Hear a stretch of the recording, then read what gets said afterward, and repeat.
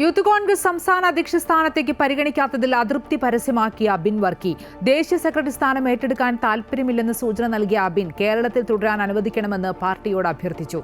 എന്നാൽ KPCC പ്രസിഡന്റും youth Congress ദേശീയ അധ്യക്ഷനും അബിന്റെ ആവശ്യം തള്ളി. തനിക്ക് മേൽവിലാസമുണ്ടാക്കി തന്നത് കോൺഗ്രസ് പാർട്ടിയാണ്, അതിന് കളങ്കമുണ്ടാക്കുന്നതൊന്നും ചെയ്യില്ല എന്ന് പറഞ്ഞുകൊണ്ടായിരുന്നു അബിൻ വർക്കിയുടെ പ്രതികരണം. അച്ചടക്കത്തിന്റെ പരിധി വിടാതെ തന്നെ അബിൻ വർക്കി യൂത്ത് കോൺഗ്രസ് സംസ്ഥാന അധ്യക്ഷ സ്ഥാനത്തേക്ക് പരിഗണിക്കാത്തതിനുള്ള അതൃപ്തി നേതൃത്വത്തെ അറിയിച്ചു. പിണറായി വിജയനെതിരെ പോരാടാനാണ് താൽപര്യമെന്നും കേരളത്തിൽ തുടരാൻ അനുവദിക്കണമെന്നുമായിരുന്നു അബിൻ വർക്കിയുടെ ആവശ്യം. മതേതരത്വം മുറുകെ പിടിക്കുന്നവരാണ് എല്ലാവരും. താൻ ക്രിസ്ത്യാനിയായതാണോ പ്രശ്നമെന്നറിയില്ലെന്നും പാർട്ടി അങ്ങനെ കാണുന്നുണ്ടോ എന്നറിയില്ലെന്നും അബിൻ വാർത്താസമ്മേളനത്തിൽ പറഞ്ഞു. ബഹുമാനപ്പെട്ട നേതാക്കന്മാരോട് അഭ്യർത്ഥിക്കാൻ ആഗ്രഹിക്കുകയാണ്. എനിക്ക് കേരളത്തിൽ തുടരാനുള്ള ഒരു അവസരം തരണമെന്ന് ഞാൻ അഭ്യർത്ഥിക്കുകയാണ്. ഒരു തരത്തിലും അത് മറ്റൊരു തരത്തിലുള്ള വെല്ലുവിളിയോ മറ്റോ ഒന്നുമായി കാണരുത്. ഞാൻ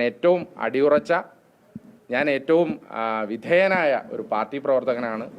എന്നാൽ KPCC പ്രസിഡന്റും യൂത്ത് കോൺഗ്രസ് ദേശീയ അധ്യക്ഷനും യൂത്ത് കോൺഗ്രസ് ഉപാധ്യക്ഷ സ്ഥാനത്ത് തുടരണമെന്ന അബിന്റെ ആവശ്യം തള്ളി. ദേശീയ സെക്രട്ടറി ആയാലും കേരളത്തിൽ മുഴുവൻ പ്രവർത്തിക്കാമെന്നായിരുന്നു നേതാക്കളുടെ പ്രതികരണം.